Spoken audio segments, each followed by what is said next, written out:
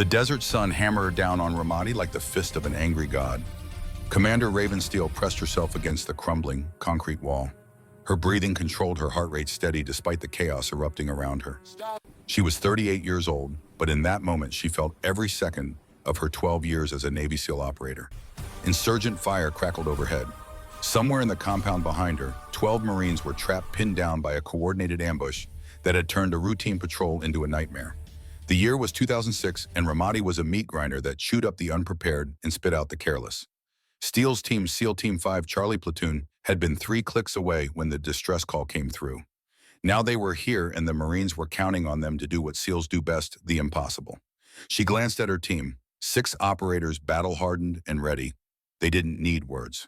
12 years of training, of bleeding together, of trusting each other with their lives, had forged a language beyond speech. Steele raised her fist, moved it forward. The signal was clear. They went through that compound like a surgical blade through flesh, room by room, methodical, precise, deadly. When they found the Marines 40 minutes later, bloodied but alive, the young lieutenant in charge looked at Steele with something between disbelief and reverence. "You're the SEAL team," he asked, his voice hoarse. Steele pulled off her helmet. Sweat-soaked hair fell around her face. The lieutenant's eyes widened. "Problem Marine?" she asked. He shook his head quickly. "No, ma'am. No problem at all." That was the thing about combat. It didn't care about assumptions. It didn't care what you thought someone should look like, should be capable of, should be able to do. Combat cared about one thing. Could you execute when the bullets were flying and people were dying? Ravensteel could execute. 12 years later, the desert was behind her, but the lessons remained. Steele stood in the parking lot of the Naval Special Warfare Center in San Diego, California, staring at the building that would be her new battleground. The morning air was cool, touched with salt from the Pacific Ocean just beyond the base perimeter. She traded her combat gear for instructor khakis, but the weight of responsibility felt exactly the same. Her phone buzzed. A text from an unknown number. "They're going to eat you alive. Hope you're ready." She deleted it without responding.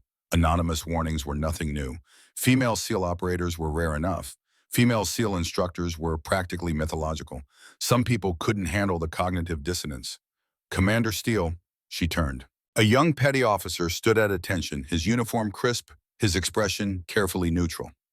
"The colonel is ready for you, ma'am." Steele followed him through the facility. The building was a maze of corridors that smelled like gun oil, sweat, and institutional coffee. Photos lined the walls, generations of SEALs staring out from black and white frames, their eyes carrying the weight of missions, completed teammates, lost promises kept. She recognized some of the faces, had served with a few, had buried others.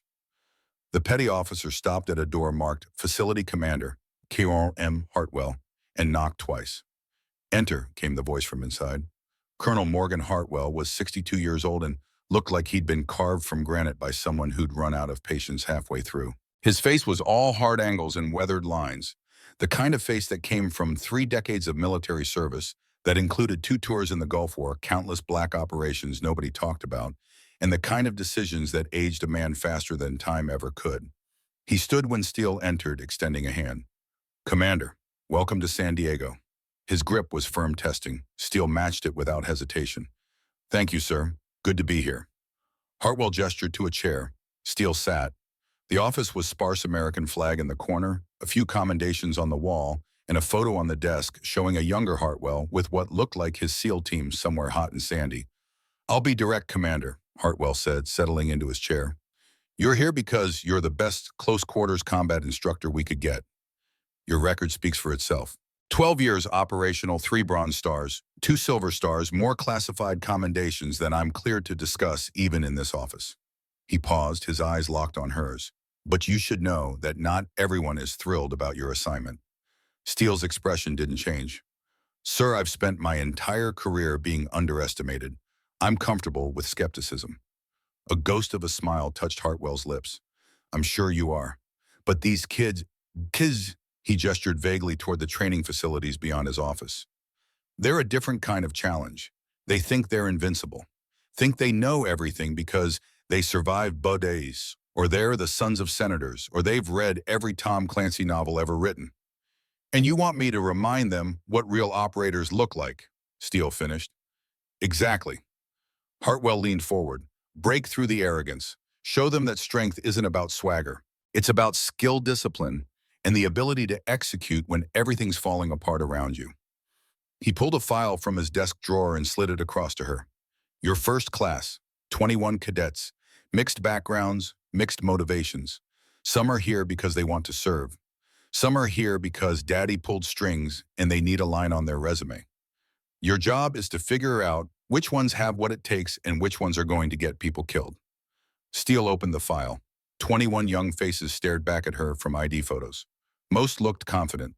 Some looked cocky. A few looked genuinely determined. Her eyes stopped on 3 photos stapled together with a note, "Watch these 3. Garrett Mitchell, age 21, son of Senator Thomas Mitchell from Virginia.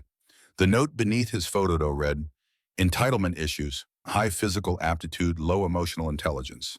Marcus Donnelly, age 20, former college wrestler from Pennsylvania. Note, strength-focused, tends to solve problems with force.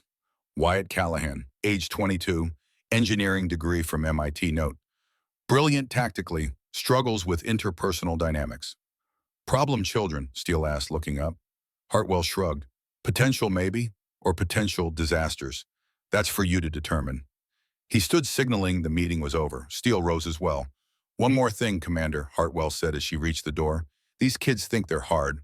They think they've seen it all, done it all. Earned the right to be here. Show them they haven't even scratched the surface." Steele nodded.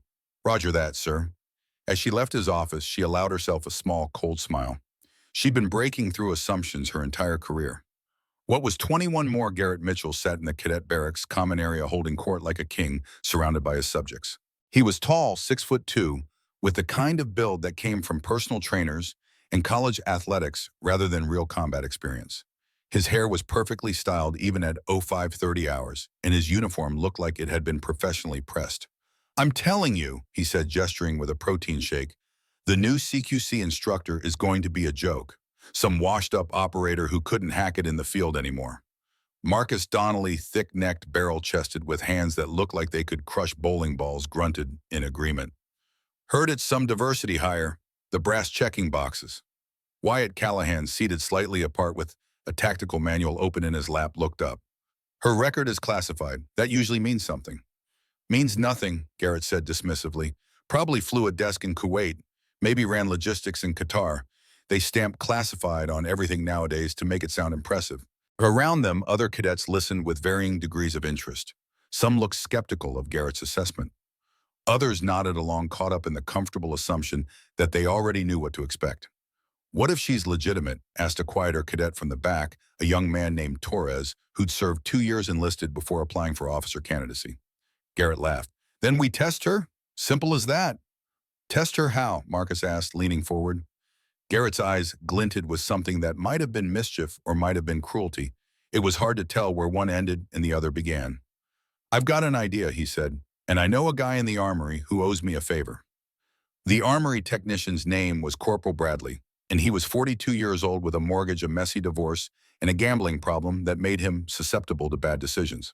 When Garrett Mitchell approached him that evening with $300 in cash and a simple request, Bradley's resistance lasted approximately 15 seconds. "Just need a training pistol," Garrett said, sliding the bills across the counter. "For a practical joke. First day stuff. Totally harmless." Bradley knew it wasn't harmless. He knew that lending training weapons to cadets without proper authorization was a violation that could end his career. But he also knew that $300 would cover his portion of this month's rent and maybe, just maybe, give him enough to make a bet on the Lakers game that could turn his luck around. "Training pistol," Bradley repeated slowly. "Blanks only." "Blanks only," Garrett confirmed. Bradley retrieved a 6-hour P226 training model from the secure locker. He grabbed a magazine, loaded it with blank cartridges from the designated container, and handed both across the counter. What Bradley didn't do, what he should have done, what regulations explicitly required him to do, was inspect each round individually before loading. Because if he had, he would have noticed that one of the cartridges in the blank container wasn't a blank at all. It was a live 9mm round, brass-jacketed and lethal, that had somehow ended up mixed with the training ammunition during a range cleanup 2 weeks earlier. But Bradley was thinking about rent, about his gambling debts, about the Lakers' point spread. He wasn't thinking about the fact that he'd just handed a loaded weapon to an arrogant cadet with something to prove. "Due back tomorrow, 1800 hours," Bradley said. And Mitchell, this conversation never happened. Garrett smiled. What conversation? The night before her first class, Raven Steele ran. It was a habit from her SEAL days, 8 miles minimum, often more usually in the dark before dawn. Her body craved the rhythm of it, the meditation of footfall after footfall, breath synchronized with stride, mind cleared by the simple act of movement. San Diego's coastline was beautiful in the pre-dawn darkness. The Pacific whispered against the sand. Distant lights from naval vessels dotted the horizon like grounded stars. The air tasted of salt and possibility. She thought about Ramadi, thought about the Marines she'd pulled out of that compound, thought about the lieutenant's face when he realized his rescuer was a woman, that brief flash of assumption colliding with reality. People made assumptions. It was human nature. The brain looked for patterns, for shortcuts, for ways to categorize the world into manageable pieces. The problem was that assumptions could kill you in combat, could get your teammates killed, could turn a routine operation into a catastrophe. Her job now was to break those assumptions, to show these cadets that what they thought they knew was just the surface, and beneath that surface was an ocean of complexity, danger, and truth they'd never considered. She finished her run as the sun began to paint the eastern sky in shades of orange and gold. Back at her quarters, she showered, dressed, and reviewed her lesson plan for the day. Close quarters combat, the fundamentals, situational awareness, threat assessment, response protocols, and the most important lesson of all, never assume you know what's coming. At 0600 hours exactly, Raven Steele walked into training Bay 4. The space was massive, a converted aircraft hangar, with concrete floors, exposed steel beams crisscrossing overhead, and enough room to house multiple training scenarios simultaneously. Today it had been configured with padded mats, various obstacle course elements, and weapons racks mounted on the walls. 21 cadets stood in formation attempting to look professional. Most succeeded. A few, including Garrett Mitchell and his companions, wore expressions that suggested they were humoring the exercise. Steele placed her duffel bag in the corner and turned to face the class. She said nothing for a long moment, just let her eyes move across each face, reading body language, noting who met her gaze and who looked away, who stood with military bearing and who slouched with civilian casualness. "Good morning," she said finally. Her voice was even, controlled, carrying authority without needing to shout. "I'm Commander Steele. For the next 6 weeks, I'll be teaching you close quarters combat. Not the movie version, not the video game version. The version that keeps you alive when someone is trying very hard to make you dead." A few cadets shifted their weight. Garrett Mitchell's jaw tightened almost imperceptibly. "Today we're going to start with the most important skill in CQC," Steele continued. "Does anyone know what that is?" A cadet near the front, Torres, raised his hand. "Speed, ma'am." "Close. Anyone else?" "Strength," offered Marcus Donnelly. "Common assumption, wrong." Wyatt Callahan spoke without raising his hand. "Situational awareness."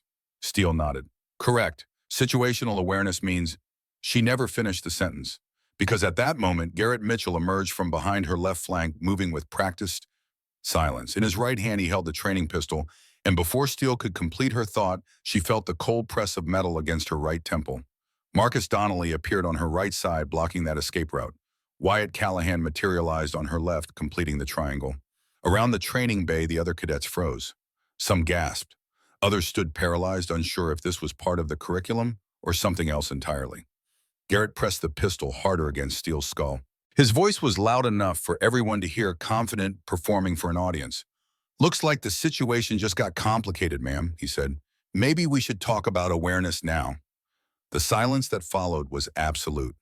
Raven Steele didn't move, didn't flinch, didn't show even the slightest flicker of fear.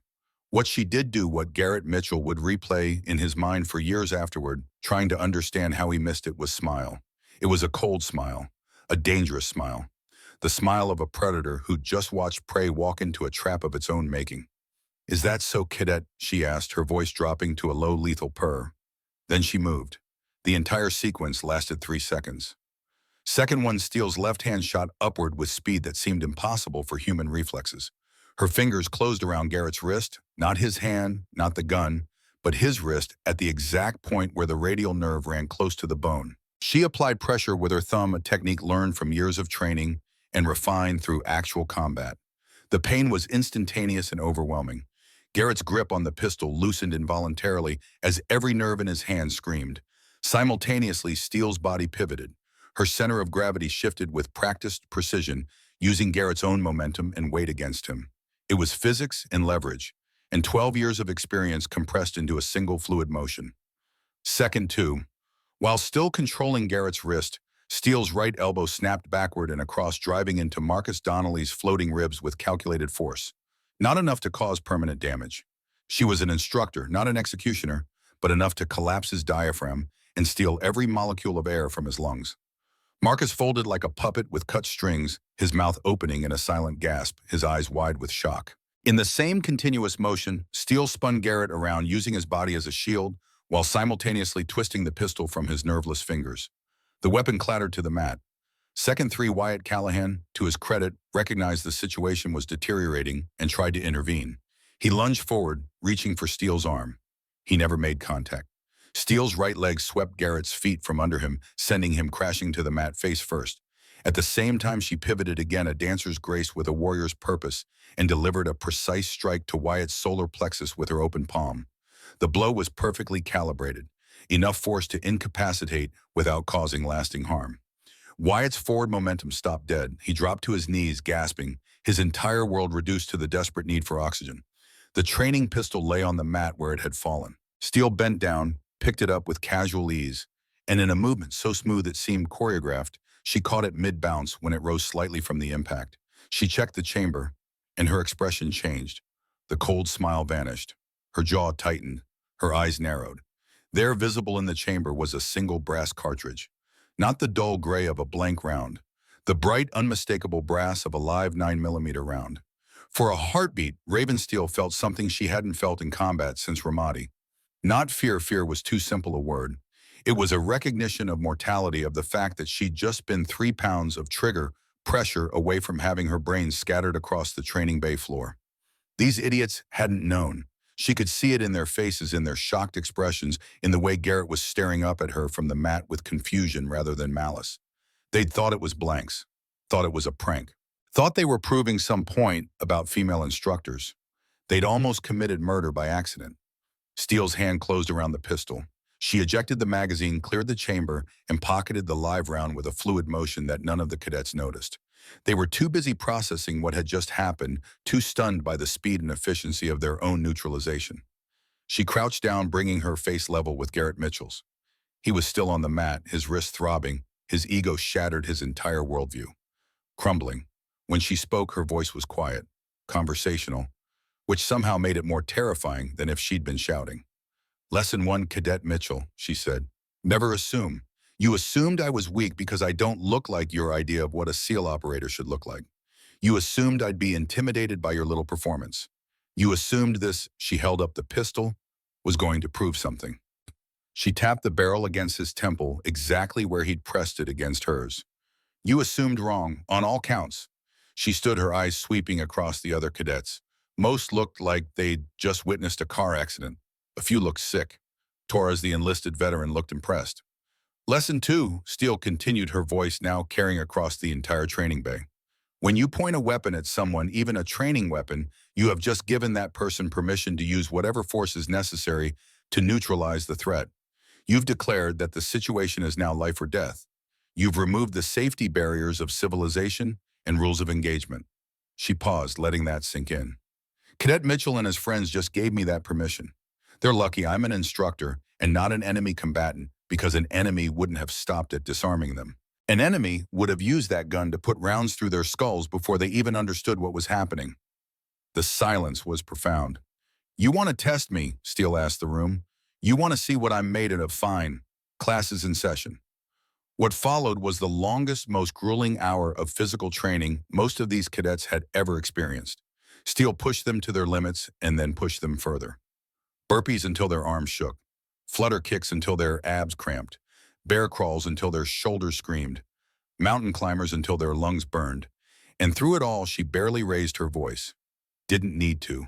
Her presence, her calm, her absolute confidence, that was enough.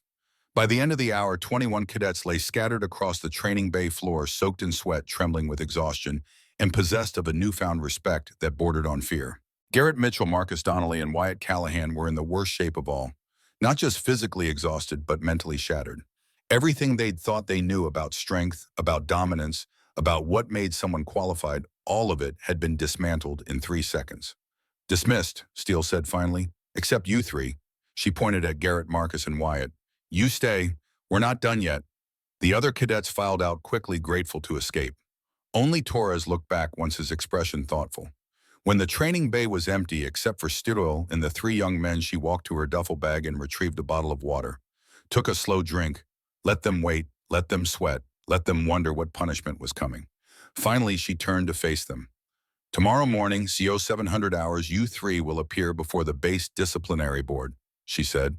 The charges will be assault on a superior officer, misuse of training equipment, and conduct unbecoming. Garrett's face went white. Ma'am, I'm not finished, cadet. He shut his mouth.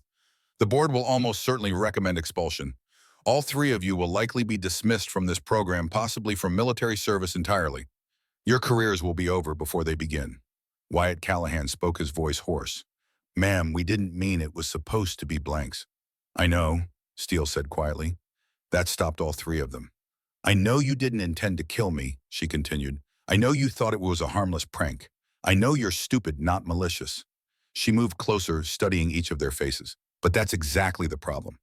You're smart enough to plan something like this, but too stupid to verify what you were doing. In combat, that kind of carelessness gets people killed. Not just you, your entire team.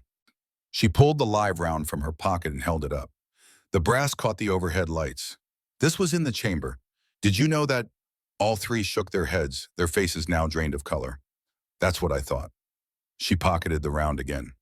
So here's what's going to happen. I'm going to appear before that board tomorrow. And I'm going to request that instead of expulsion, you three that remain in this program under my direct supervision. Confusion flickered across their faces. Why, Mom? Marcus asked. Because the hardest lessons stick the longest, Steele said.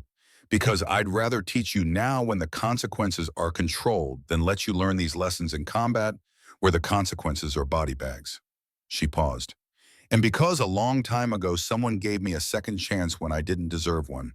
Someone saw potential in me when everyone else saw failure. I'm going to extend that same courtesy to you three. Garrett found his voice. Who did that for you? That's not your concern right now, Steele said. What is your concern is this: if the board accepts my recommendation, you will be subjected to the most intensive, demanding, unforgiving training regimen this facility has ever seen. I will push you past every limit you thought you had. I will break down every assumption you hold about yourselves, about warfare, about what it means to be an operator. She looked each of them in the eye. And when I'm done it, if you survive, you'll be the kind of men who verify their weapons before using them, who never assume, who understand that real strength isn't about intimidation or performance. It's about competence, discipline, and the ability to execute when everything depends on it. Yes, ma'am, all three said in unison. Dismissed. Get some rest. You're going to need it. They left quickly, three young men carrying the weight of their mistake and the unexpected gift of a second chance. Alone in the training bay, Ravensteel pulled out the live round again, turned it over in her fingers, thought about how close she'd come to dying today because of arrogance and assumptions. Her phone buzzed, a text from Colonel Hartwell. Heard about the incident, my office 1800 hours. She pocketed both the round and the phone, grabbed her duffel, and headed for the door. The sun was setting over San Diego, painting the sky in shades of crimson and gold. In 12 hours, she'd face the disciplinary board. She'd argue for mercy for three cadets who'd nearly killed her. And if the board agreed, when the board agreed, she'd begin the process of transforming them from arrogant children into the kind of operators who deserved to wear the uniform. It was going to be a long 6 weeks. But Ravensteel had faced longer odds in Ramadi, had faced death in a dozen countries whose names remained classified, had faced down assumptions her entire career. 3 cadets, that was easy. That was just another day at the office. She smiled to herself as she walked across the base, the Pacific breeze carrying the scent of salt and possibility. Class was definitely in session. The disciplinary board convened at 0700 hours in a room that smelled like old wood and older judgments.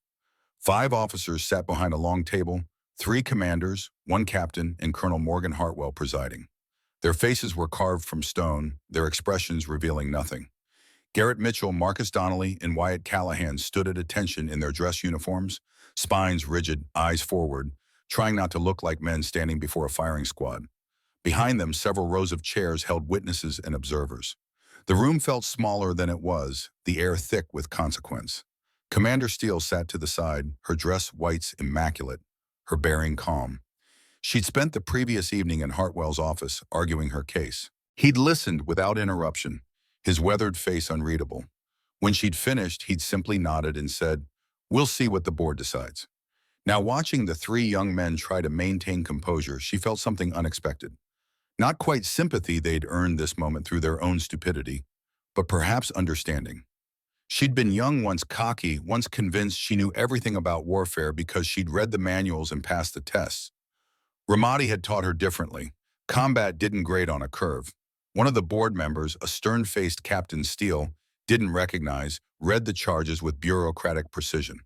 Assault on a superior officer, misuse of training equipment obtained through unauthorized means, conduct unbecoming of officer candidates.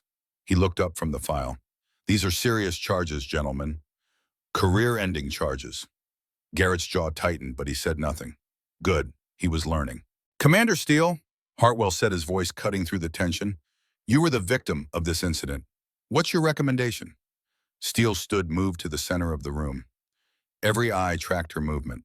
"Sir, I recommend that Cadets Mitchell, Donnelly, and Callahan remain in the program under my direct supervision for 6 weeks of intensive training." A murmur rippled through the observers. One of the commanders, a man named Briggs, with a face like a suspicious bulldog, leaned forward. "Commander, these men pulled a weapon on you. Pulled a loaded weapon, even if they didn't know it. You're recommending we reward this behavior?" "No, sir," Steele said evenly. "I'm recommending we use it. They made a catastrophic error in judgment, but it was an error born from ignorance, not malice. They didn't verify their weapon. They made assumptions about capabilities based on appearance. They treated a serious situation like a game." She paused, letting her words settle. "Those are exactly the mistakes that get operators killed in the field.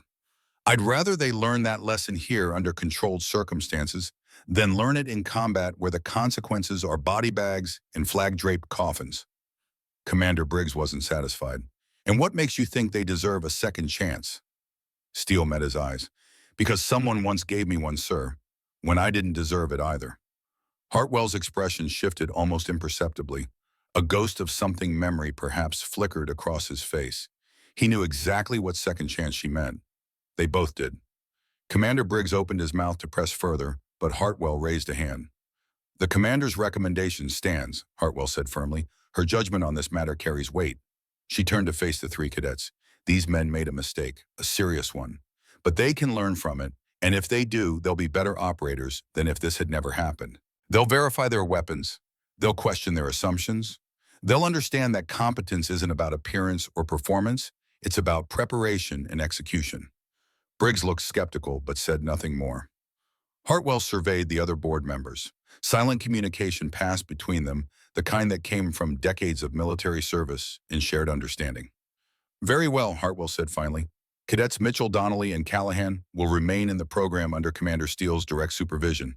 6 weeks of specialized training, subject to weekly review. Any failure to meet standards results in immediate expulsion. Commander Steele, their success or failure reflects on your judgment and your teaching methods." He let that hang in the air. "If they fail, we'll be reviewing whether your approach is appropriate for this facility." "Understood." "Yes, sir," Steele said. "Dismissed." As the room cleared, Hartwell caught Steele's eye. He nodded, once approval or warning. It was hard to tell. Probably both. Outside, Garrett approached her, his face pale. "Ma'am, I need you to understand, we didn't know about the live round. I swear we didn't." "I know," Steele cut him off. "But that's not an excuse. That's the problem. Report to Training Bay 4 at 0400 tomorrow. Bring your gear, bring water, bring whatever God you pray to, because you're going to need all three." She walked away, leaving them standing in the morning sun, three young men who'd just been given a gift they didn't yet understand how to appreciate. They would learn. The hard way was the only way that stuck. Week 1 began in darkness and cold water. At 0400 hours, Garrett, Marcus, and Wyatt stood on a beach north of the base, wearing nothing but shorts and t-shirts, watching the Pacific Ocean roll toward them in dark, massive swells. The water temperature was 58 degrees Fahrenheit, cold enough to be dangerous. Cold enough to make your body scream. Steele stood on the sand dry, wearing a wetsuit, drinking coffee from a thermos. "In," she said simply. They waded into the ocean. The cold hit like a physical blow, stealing breath, cramping muscles, sending shockwaves through their nervous systems. They pushed deeper until the water was chest high, then stood there shivering, while Steele watched from the shore. 2 hours. She made them stay for 2 hours while the sun slowly rose and painted the sky in shades of orange and gold that would have been beautiful if they could feel anything except the cold. When she finally called them out, they stumbled onto the sand, shaking so hard their teeth clattered, their lips blue, their skin mottled and pale. Hypothermia is a killer, Steele said conversationally as if discussing the weather. Not as dramatic as bullets or explosions, but just as deadly. You need to understand what your body feels like when it's shutting down. Need to recognize the signs, because in combat you might not have the luxury of a warm building nearby. She tossed each of them a towel. Dry off, we've got 12 miles to run. The run was through soft sand with 60-pound rucksacks on their backs. By mile 3, Garrett was questioning every decision he'd made in his life. By mile 6, he was praying for death. By mile 10, he was too exhausted to pray. Marcus vomited twice. Wyatt's engineering mind tried to calculate optimal stride length and energy expenditure, but the numbers dissolved into pain and fatigue. They finished in just under 3 hours. Other cadets were starting their regular training day fresh and clean as Garrett's group staggered past looking like survivors of a shipwreck. Shower, Steele said. Food. Be back at 1300 for combat drills. Garrett wanted to ask if she was serious, wanted to point out that they'd been training for 9 hours already, wanted to collapse onto the ground and sleep for a week. Instead, he said, yes, ma'am, because the alternative was quitting. And quitting meant proving everyone right that he was just a senator's son, playing soldier, that he didn't have what it took, that Commander Steele had wasted her credibility defending him. He wasn't going to give anyone that satisfaction. The days blurred together into an endless cycle of pain and exhaustion. Cold water immersions, pack runs through sand, log PT where they carried a 200-pound telephone pole through obstacle courses until their shoulders screamed and their hands bled. Stress positions held for hours. Sleep deprivation exercises where they stayed awake for 72 hours straight, making tactical decisions while their brains turned to sludge. Through it all, Steele remained calm, controlled, offering no sympathy, but also no cruelty. She pushed them past every limit they thought they had, then pushed further. But she never asked them to do anything she hadn't done herself, hadn't survived, hadn't mastered. Week 2 brought a breaking point. It was 0300 hours. They'd been awake for 48 hours, running drills, doing PT, studying tactical manuals, with eyes that wouldn't focus. Garrett sat in the barracks, his hands shaking from fatigue, trying to memorize close-quarters combat protocols. The words swam on the page. His brain refused to process them. Everything hurt: muscles he didn't know existed, joints that ground like broken machinery, a soul-deep exhaustion that made him understand why sleep deprivation was used as torture.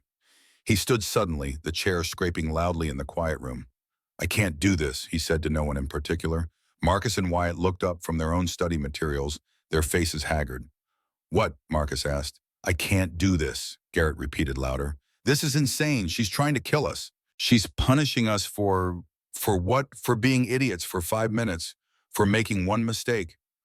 We almost killed her, Wyatt said quietly. We didn't know about the live round. That's exactly her point. Wyatt closed his manual. We didn't know because we didn't check. We made assumptions. We treated something serious like a joke. Garrett wanted to argue but couldn't find the energy. He slumped against the wall, sliding down until he was sitting on the floor. I'm a senator's son, so he said, the words tasting bitter.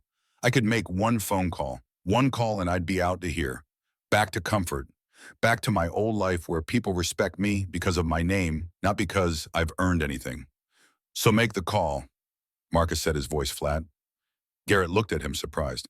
I'm serious, Marcus continued. If you're going to quit now. Don't wait until we're depending on you in some exercise where your quitting gets us failed too.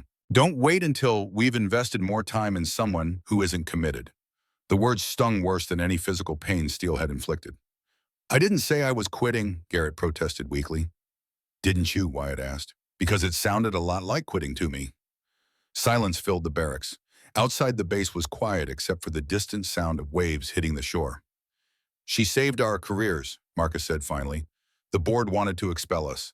She argued for us, put her own reputation on the line. And yeah, the training is hell.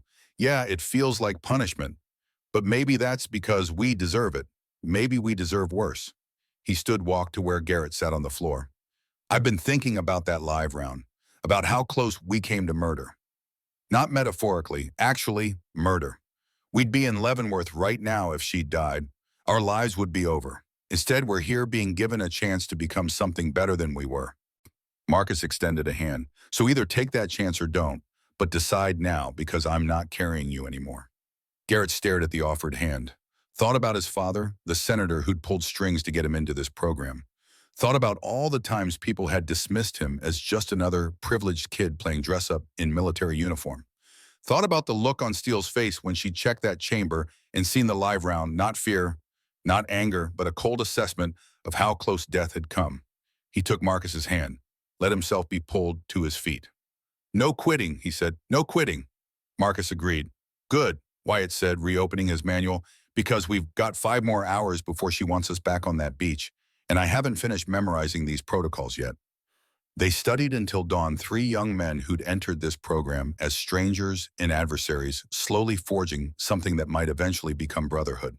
Week 2 ended with a conversation that changed everything. It was evening. The 3 of them had just finished another brutal session, this time practicing weapons retention, while Steele and 2 other instructors tried to disarm them. Garrett had a split lip.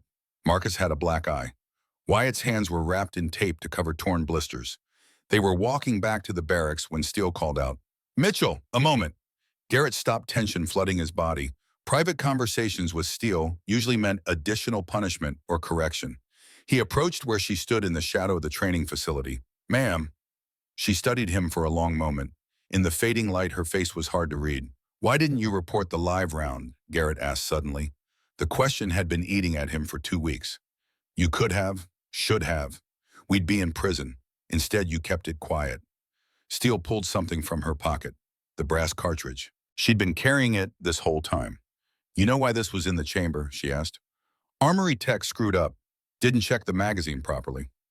"Partially correct, but why were you using a training weapon for unauthorized purposes?" Garrett had no good answer. "You were arrogant," Steele said. "Assumed you knew better than the system. Assumed you could cut corners without consequences. That arrogance almost killed me. In combat, it would have killed your entire team." She held the round up to the light.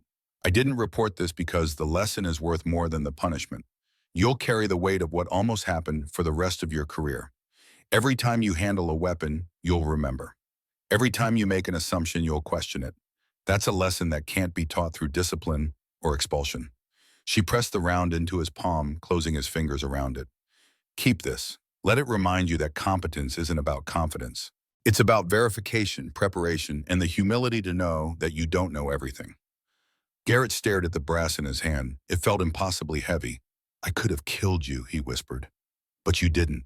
Because I was prepared for assumptions. Because I've spent my career not trusting appearances or expectations. Because I verified the threat and responded appropriately." She turned to walk away, then paused. "Your father's a senator. Probably expects you to follow in his footsteps. Politics, power, influence." "Yes, ma'am." "Is that what you want?" The question hung in the air. Garrett realized he didn't have an answer, hadn't ever really thought about it. His path had always been predetermined: military service for credibility, then politics following the family legacy. "I don't know," he admitted. "Then figure it out. Because if you're here just to check a box on your resume, you're wasting everyone's time, including your own.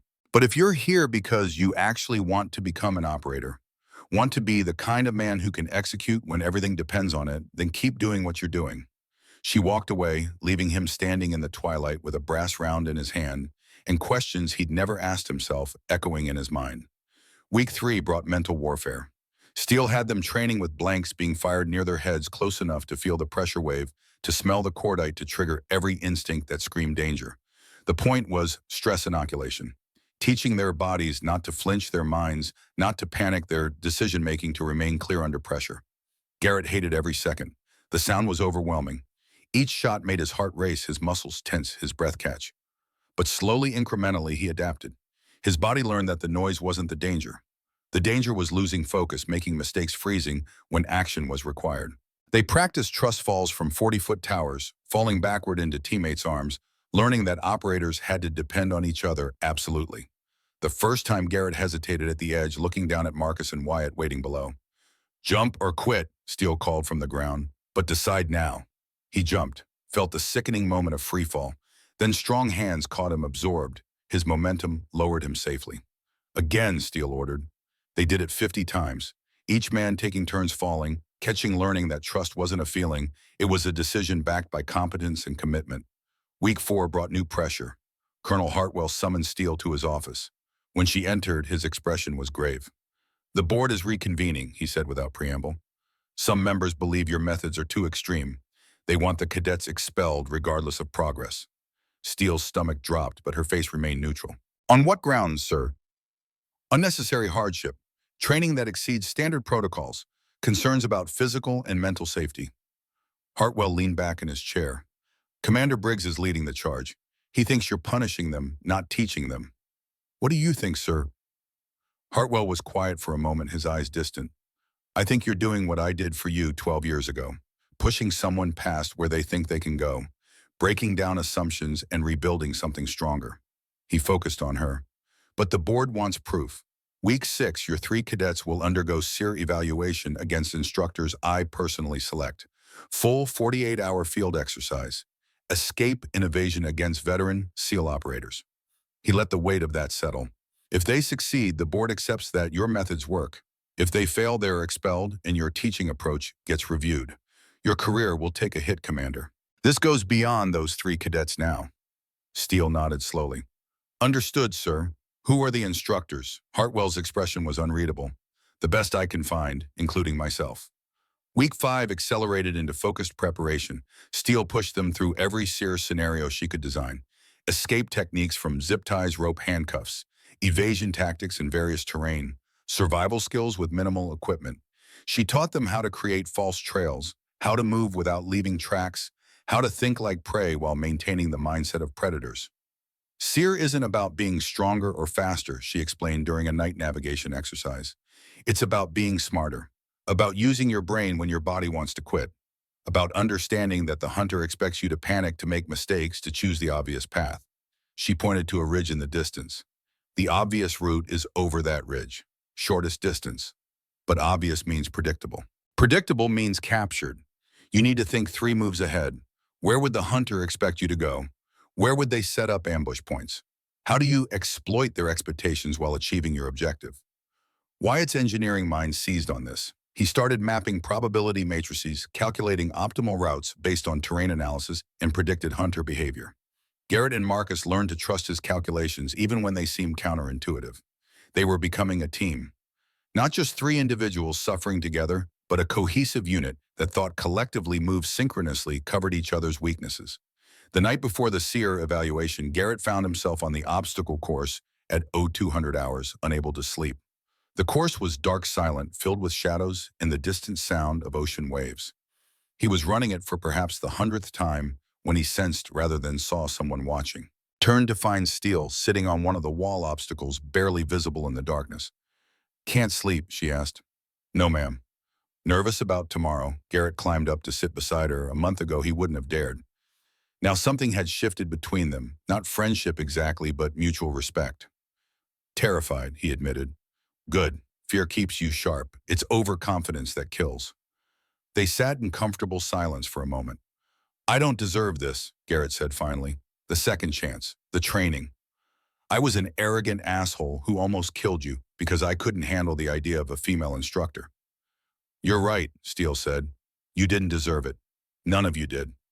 She looked at him in the darkness. "But here's what I've learned in 12 years of Operations Deserve has nothing to do with it. People get chances they don't deserve all the time. The question isn't whether you deserve this opportunity. The question is what you do with it. Why did you give it to us?" Steele was quiet for a long moment. When she spoke, her voice carried memories. "My first Buds attempt, I quit on day 3 of Hell Week. I told you that. What I didn't tell you was why I quit."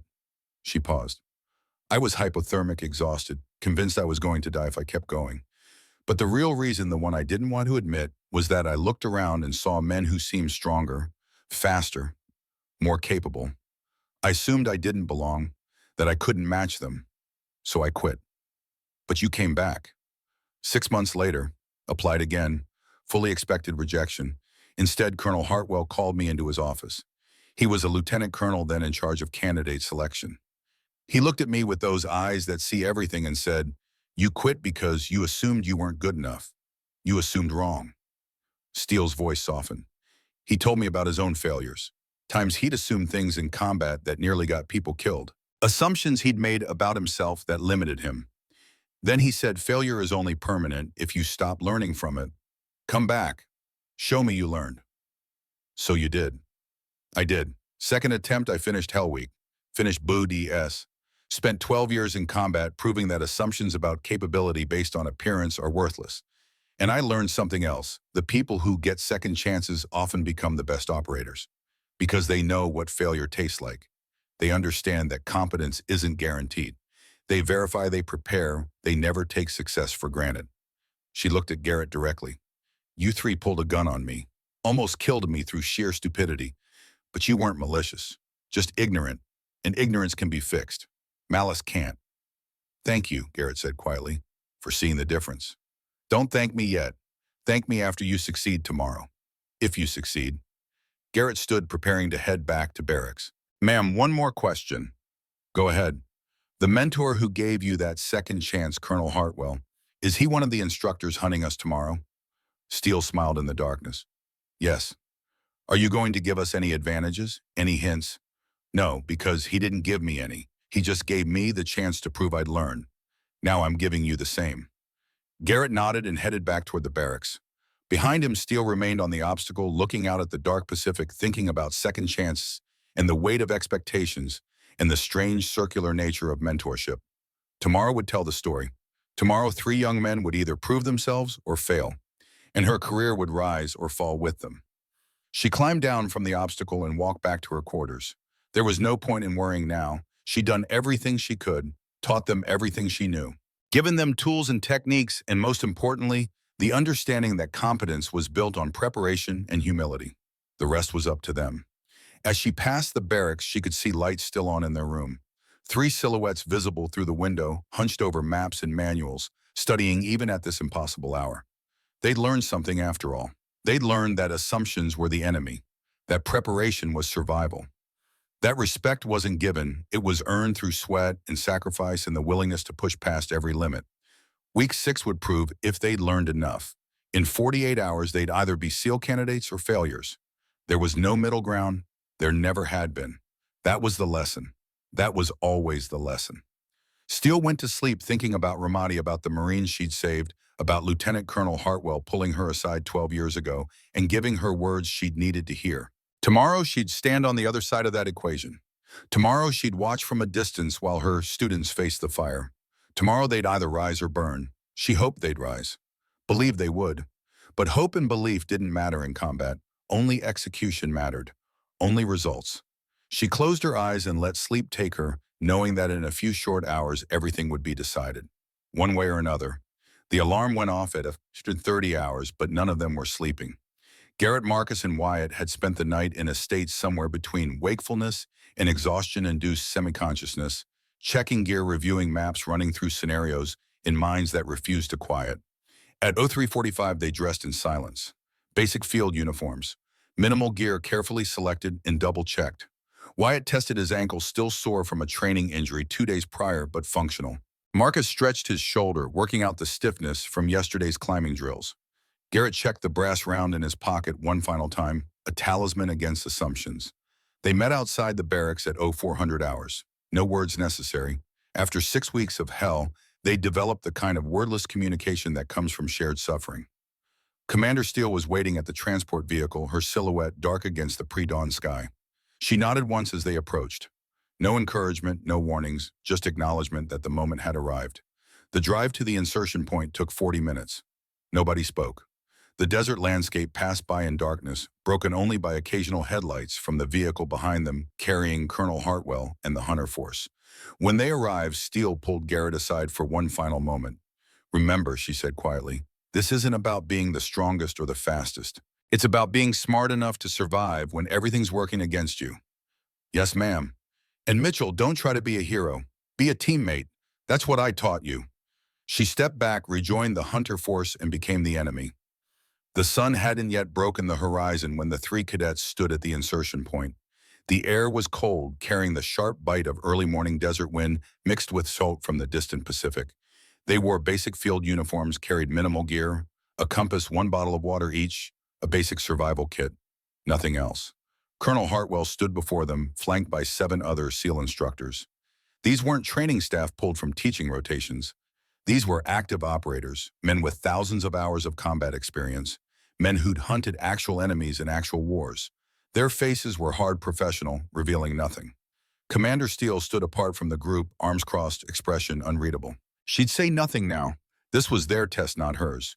She was just a witness to the outcome. Hartwell's voice cut through the morning silence like a blade. Gentlemen, the rules are simple. 30 miles from here is an extraction point. You have 48 hours to reach it without being captured. We will be hunting you. We have thermal imaging, night vision tracking dogs, vehicles, and 30 years of combined combat experience. He paused, his eyes moving across each of their faces. You have youth training and whatever you learned over the past 6 weeks. If you're captured, you fail. If you reach the extraction point with more than one team member missing, you fail. If you reach it after the 48-hour mark, you fail. Garrett felt his pulse accelerate. Beside him, Marcus's jaw was set determined. Wyatt's eyes were already calculating, processing terrain and probability. Questions? Hartwell asked. No, sir, they answered in unison. Then you have a 10-minute head start. I suggest you use it wisely. Hartwell checked his watch. Your time begins now. They ran. The terrain was brutal, a mixture of rocky desert, scrub brush, and occasional ravines that could hide movement or break ankles with equal efficiency. The first hour was about distance, getting as far from the insertion point as possible before the hunters spread their net. Wyatt let his mind already 3 moves ahead. They'll expect us to head straight for the extraction point. Most direct route.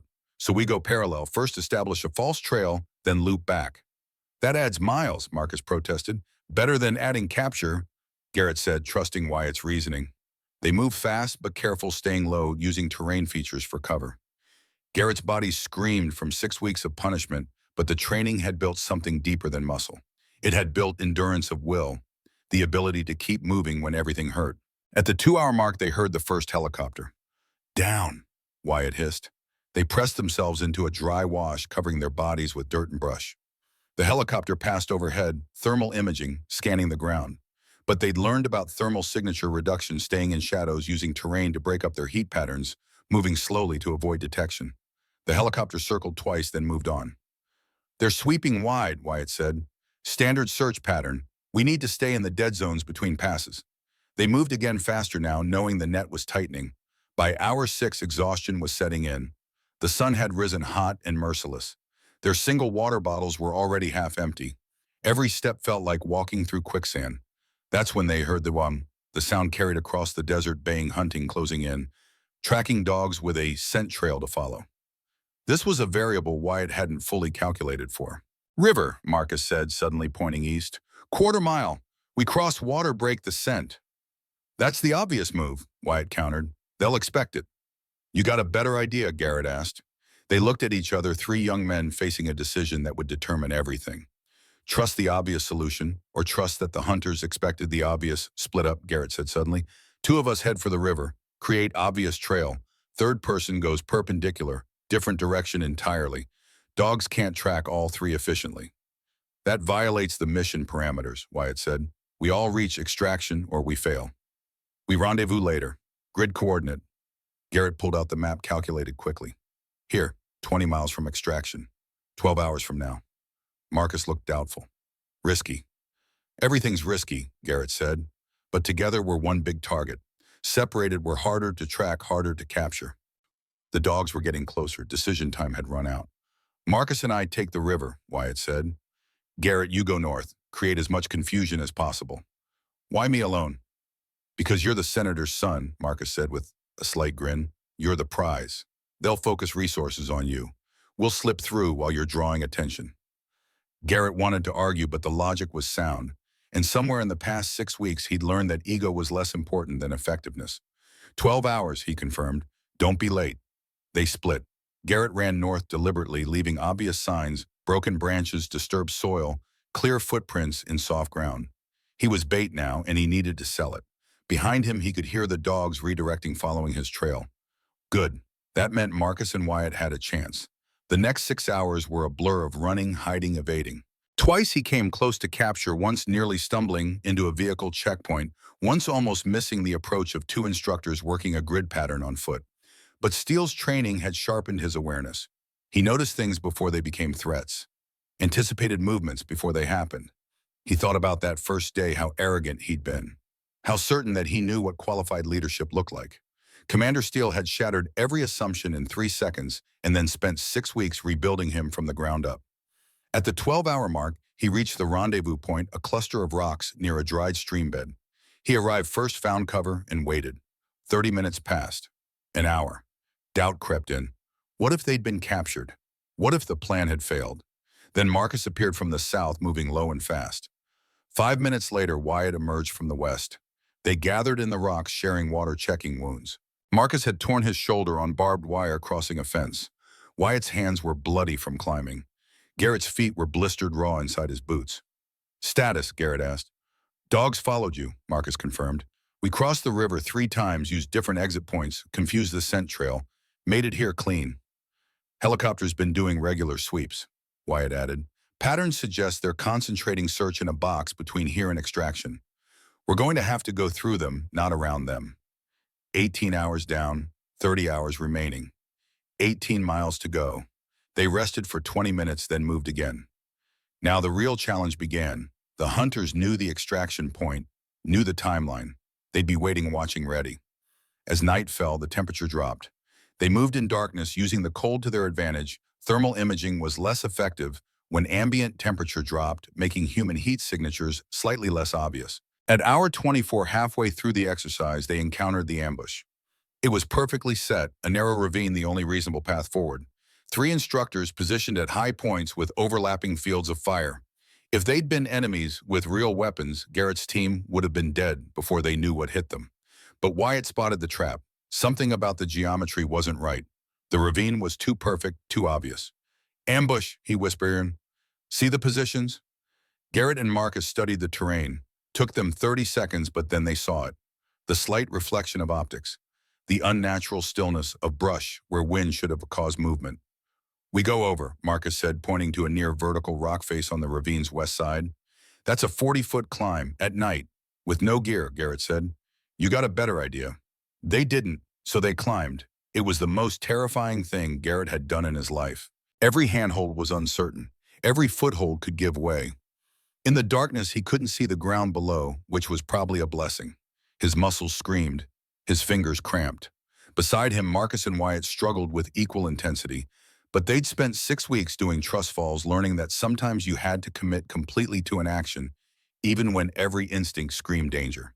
They climbed because turning back meant capture, failure, the end of everything they'd worked for.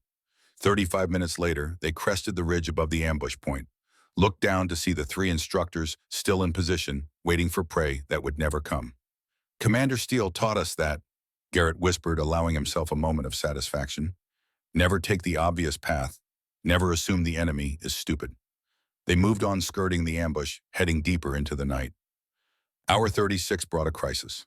They were 10 miles from extraction, moving through scrubbed terrain when Wyatt misstepped. His ankle twisted in a hidden depression and he went down hard.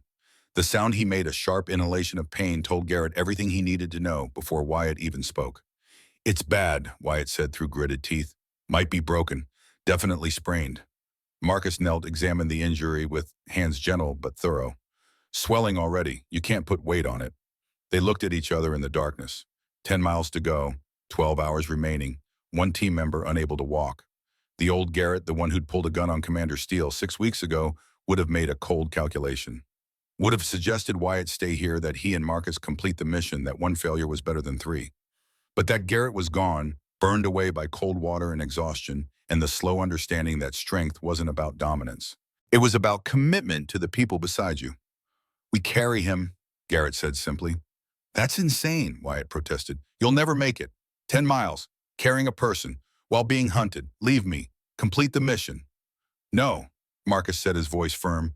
"Commander Steele's first rule, no man left behind." "She also taught that mission, success supersedes individual survival," Wyatt argued. "This is a tactical decision. I'm the heaviest, I'm injured, I'm dead weight. Leave me and succeed. That's the smart play." Garrett crouched down, looked Wyatt in the eyes. "You're right, it is the smart tactical decision. If this were real combat, if the mission objective was genuinely more important than individual survival, maybe we'd make that call. He stood positioned himself to help Wyatt up. But this isn't real combat. This is a test. And the test isn't whether we can reach a point on a map. The test is whether we learned what Commander Steele spent 6 weeks teaching us. That competence isn't just about individual capability. It's about collective commitment. About being the kind of operators who don't abandon teammates because it's inconvenient. Marcus moved to Wyatt's other side. Together they lifted him, positioned him between them in a modified fireman's carry that distributed weight across both their shoulders. "You're both idiots," Wyatt muttered. "Probably," Garrett agreed. "But we're committed idiots. Now shut up and let us carry you." The next 6 miles were agony. Carrying Wyatt's weight while maintaining tactical movement was nearly impossible. They had to stop frequently to rest, to adjust position, to deal with muscle cramps and joint pain. Their pace slowed to a crawl. Every step felt like trying to run through concrete. The hunters were closing in. They could hear vehicles now closer than before. Helicopter passes became more frequent. The net was tightening around the extraction point. At hour 42, 6 hours remaining, and 4 miles to go, they heard voices ahead. 2 instructors, maybe 3, working a search pattern. They were boxed-in voices ahead, terrain behind them, impassable while carrying Wyatt and time running out. "Put me down," Wyatt whispered. "Create a diversion. I'll surrender, draw them off. You two make the extraction." "No," Garrett and Marcus said simultaneously. "Then what's the plan?" Garrett's mind raced, pulling together every lesson from 6 weeks of hell. Steele's voice echoed in his memory. "The hunter expects you to panic, to make mistakes, to choose the obvious path." "We go toward them," Garrett said. "What?" "They're searching outward from the extraction point, expecting us to approach from outside their perimeter. We're already inside that perimeter, so we move toward them, through them, then behind them. They'll be looking the wrong direction."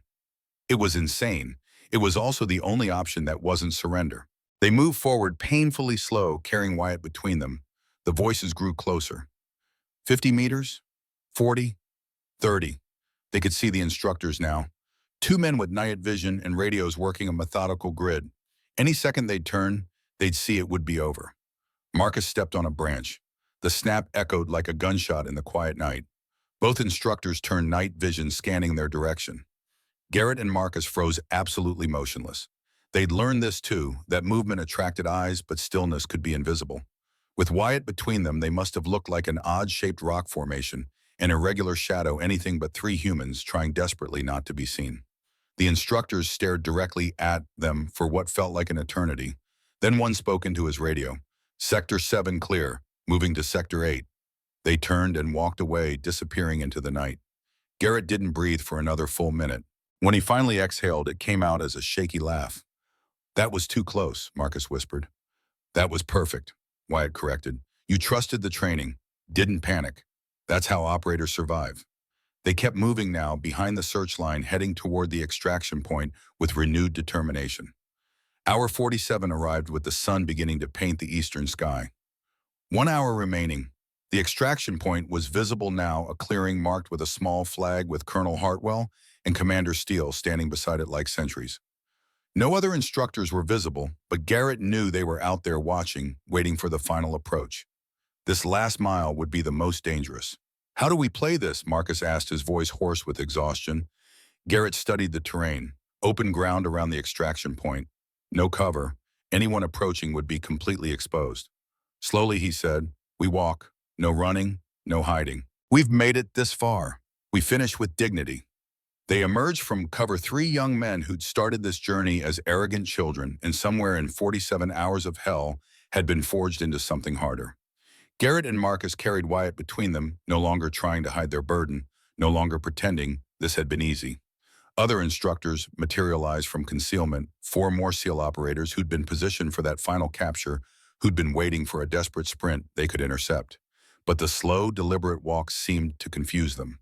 They looked to Hartwell for instruction. Hartwell raised his hand, called off the hunt. The final 100 meters took forever. Every step was deliberate, painful, earned. Garrett's shoulders were screaming. His legs felt like they might collapse. Marcus was in similar condition, sweat pouring down his face despite the morning cold. But they didn't stop, didn't falter. Kept moving with mechanical precision until they reached the flag lowered. Wyatt carefully to the ground and stood at attention before Hartwell and Steele. Hartwell checked his watch. 47 hours, 32 minutes, he announced, within parameters. He looked at Wyatt sitting on the ground, his ankles swollen to nearly twice its normal size. Injured? Hartwell asked. Yes, sir. Approximately hour 36, ankle sprain, possibly fractured. Why didn't your teammates leave you? Wyatt looked up at Garrett and Marcus. A ghost of a smile touched his lips. They said something about commitment, sir, about not abandoning teammates, about proving they learned the lesson. Hartwell's expression remained neutral, but something flickered in his eyes. He turned to Steele. Commander, your assessment. Steele stepped forward. For 6 weeks, she'd been their tormentor, their teacher, their unforgiving standard. Now she looked at them with something that might have been pride. They succeeded, sir, not just in reaching the extraction point, but in understanding why it mattered. She paused. They chose the hard path when the easy path was available. That's the definition of operator mentality. Hartwell nodded slowly. He surveyed all the instructors who'd been part of the hunt. Gentlemen, you just spent 48 hours trying to capture 3 cadets who 6 weeks ago were the worst kind of arrogant, unprepared, dangerous personnel this facility has seen. 8 veteran SEAL operators against 3 kids with minimal field experience. He let that hang in the air. And they made it through, not because they were lucky, because they were prepared, because someone, he glanced at Steele, taught them that assumptions kill, that competence requires verification, and that real strength is measured in commitment to the team, not individual glory. He walked closer to the 3 cadets, studying each face. This wasn't just about escape and evasion. This was about whether you'd abandon your teammate when carrying him became inconvenient. Old Garrett Mitchell would have made that cold calculation, would have left Callahan to save himself. Hartwell looked directly at Garrett. But you didn't. You carried him. Sacrificed speed for loyalty. Risked failure for principle. That tells me you learned something these past 6 weeks. Yes, sir, Garrett said. Hartwell turned to Steele. They passed Commander. With distinction. Then he walked over to Marcus, who'd collapsed to sit beside Wyatt, completely spent. Good work, son. Your sacrifice play with the Ungs, deliberately drawing attention so your teammates could slip through, that showed tactical thinking and selflessness. To Wyatt, your calculations were solid. The cliff ascent to avoid our ambush was brilliant. And accepting help when you were injured took more strength than trying to tough it out alone. Finally, he returned to Garrett. Mitchell, you coordinated this team through impossible conditions, made smart decisions under pressure. More importantly, you made ethical decisions when unethical ones would have been easier. That's leadership. That's what we need in operators. He stepped back, addressed all 3. You passed. Report to medical for evaluation. Shower, food, sleep. Then we'll discuss your next assignments. As the instructors dispersed, Steele approached. The 3 cadets tried to stand at attention, but their bodies wouldn't cooperate. She waved them down. Stay seated. You've earned it. She looked at each of them for a long moment. 6 weeks ago, you pulled a gun on me. Almost killed me through sheer stupidity. I could have ended your careers.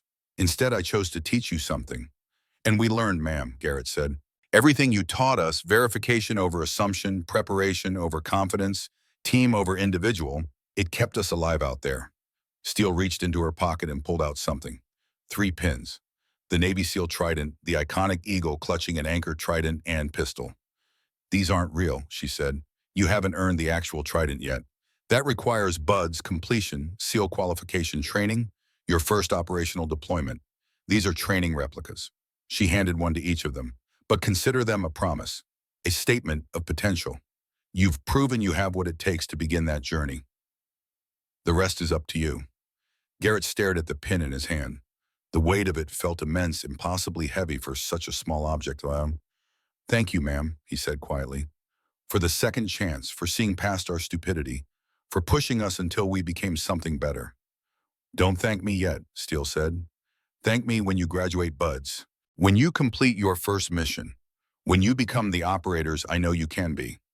She turned to leave, then paused. One more thing, the live round from that first day. Garrett pulled it from his pocket. He'd carried it every day, a reminder of his near-fatal assumption. Keep it, Steele said. Let it remind you that competence isn't about never making mistakes.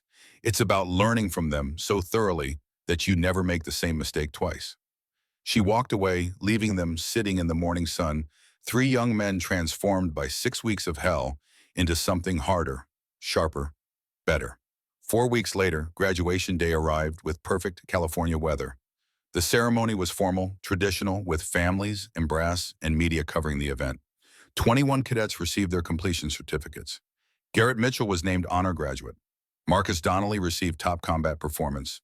Wyatt Callahan earned the Tactical Excellence Award. But the real moment came after the ceremony, when Garrett found Commander Steele standing alone, watching the Pacific Ocean from a cliff overlooking the base. "Permission to approach, ma'am." She nodded. Garrett walked up beside her, stood at ease. For a long moment, they just watched the waves. "I'm heading to Bud's next month," he said. "Marcus and Wyatt, too. We requested to go through together." "Good. You'll need each other." "Ma'am, I wanted to return something." He pulled out the training pistol from that first day. He'd checked the armory logs, had it officially transferred to him, carried it through graduation as a reminder. "I know about the live round," he said. "I know you kept it quiet to protect us, to teach us instead of punish us. This pistol almost killed you because I was too arrogant to verify what I was doing." He held it out to her. "I want you to have it, as a reminder that your teaching saved my life. Probably will save it again in the future when I'm in actual combat, and the lessons you taught keep me alive." Steele took the pistol, checked the chamber automatically. 12 years of training made verification instinctive. Then looked at him. "Do you know why I really intervened with the board? Why I fought to keep you three in the program? You said someone gave you a second chance. That's part of it, but the real reason—" She paused, choosing words carefully. "I saw myself in you. The arrogance born from never being tested. The assumptions made because you'd never had them shattered. I saw someone who could become an exceptional operator or a catastrophic failure, and which path you took depended entirely on whether someone cared enough to teach you the difference." She handed the pistol back to him. "Keep it, not as a weapon, as a symbol. You'll face moments in combat where assumptions could kill your team, where arrogance could turn a mission into a disaster. When those moments come, remember 3 seconds in a training bay. Remember how fast everything can go wrong. Let that memory keep you sharp." Garrett accepted the pistol, held it with newfound respect. "Colonel Hartwell was your mentor," he said. "The one who gave you a second chance." "Yes. And now you're doing the same for us." Steele smiled slightly. "That's how it works. Someone teaches you. You survive because of what they taught. Then you pass those lessons forward. It's a chain that goes back generations of SEAL operators. Each link is forged in crisis and tempered through teaching." She looked out at the ocean again. 12 years ago, I stood where you're standing now, fresh from failure, given an unexpected second chance, determined to prove I was worth the investment. Colonel Hartwell told me something I'm going to tell you now." She turned to face him fully. "True strength isn't about dominating others. It's about elevating them to heights they never imagined possible. That's the lesson. That's the legacy. That's what it means to be a SEAL." "I'll remember that, ma'am." "Good. Now go. Your family's waiting. Your father flew in from Washington for this." Garrett hesitated. "He still expects me to go into politics after my service. Follow his path." "And what do you want?" It was the same question she'd asked 6 weeks ago. This time Garrett had an answer. "I want to be an operator, a real one. Want to lead teams in combat. Want to be the kind of SEAL who makes his teammates better, who elevates them like you said. Maybe politics later. But first I need to earn the right to lead. Need to prove I can execute when everything depends on it." Steele nodded approval. "Then that's exactly what you should do." 6 months later, Raven Steele stood at the edge of the Buds training compound in Coronado, watching a new class of candidates struggle through Hell Week. The Pacific was cold, merciless, exactly as she remembered it from her own time in that crucible. Among the candidates, she spotted 3 familiar faces: Garrett Mitchell, Marcus Donnelly, and Wyatt Callahan, soaked and freezing, carrying a telephone pole through the surf zone. They looked miserable, exhausted, pushed to their absolute limits, but they were still in it. Still fighting, still demonstrating the resilience and commitment she'd spent 6 weeks building. Colonel Hartwell appeared beside her, his weathered face thoughtful. "Your 3 problem children seem to be holding their own," he observed. "They're not children anymore, sir. They're candidates. And if they make it through, they'll be operators. Because of what you taught them." "Because of what you taught me," Steele corrected. 12 years ago, you stood here with me, struggling through Hell Week, gave me the second chance that made all of this possible. I'm just passing forward what you gave me." Hartwell was quiet for a moment, watching the candidates suffer in the surf. "You know what the real lesson is, Commander, the one that takes a career to understand one." "What's that, sir?" "We're not building warriors, we're building teachers.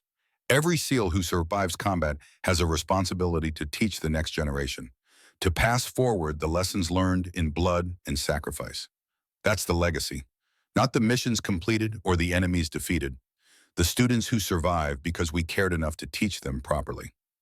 He looked at her directly. You learned that lesson faster than most. Those 3 kids pulled a gun on you. You turned it into their salvation. That's what great operators do. They transform crisis into opportunity, failure into growth. Down in the surf zone, Garrett Mitchell collapsed under the weight of the log. His teammates immediately moved to support him, refusing to let him fall. An instructor screamed at them, demanding they move faster, push harder. But they didn't abandon him, didn't leave him to fail alone. They carried him through exactly as they'd carried Wyatt through 10 miles of desert. Steele smiled, watching the lessons she'd taught play out in real time. They're going to make it, sir, all 3 of them. I believe you're right, Commander. They stood in comfortable silence, 2 generations of SEAL operators watching the next generation emerge from the crucible. The chain of teaching, continuing link after link, each forged through crisis and tempered by commitment. Garrett Mitchell looked up from the surf, caught sight of Commander Steele watching from the distance. Even through exhaustion and pain, he stood straighter, drew strength from her presence. From the knowledge that someone had invested in him, believed in him, taught him that failure wasn't permanent if you learn from it. He wouldn't quit, couldn't quit. Had too much to prove, not to anyone else but to himself, to the instructor who'd given him a second chance when death would have been justified. The log pressed down on his shoulders. The cold water sucked strength from his muscles. The instructor's voice demanded more, never satisfied, always pushing. But Garrett Mitchell kept moving, kept fighting, kept proving that assumptions could be shattered and rebuilt into something stronger. 6 weeks ago, he'd pulled a gun on Commander Steele because he'd assumed she wasn't qualified to teach him. Now he understood the truth. She'd been teaching him from the moment that pistol touched her temple, teaching him about assumptions, about competence, about the kind of strength that elevates rather than dominates. That lesson had saved his life in the desert, would save it again in combat, would define his entire career as an operator. 3 seconds had changed everything. 3 seconds of controlled violence that demonstrated more about capability than 1,000 words ever could. 3 seconds that taught him never to assume. That was the lesson, would always be the lesson. And somewhere in the distance, Commander Raven Steele watched her students suffer through Hell Week and knew they'd survive. Because she'd taught them how. Because someone had taught her. Because that's what SEAL operators do. They learn, they teach, they pass the torch forward, one generation to the next, forever.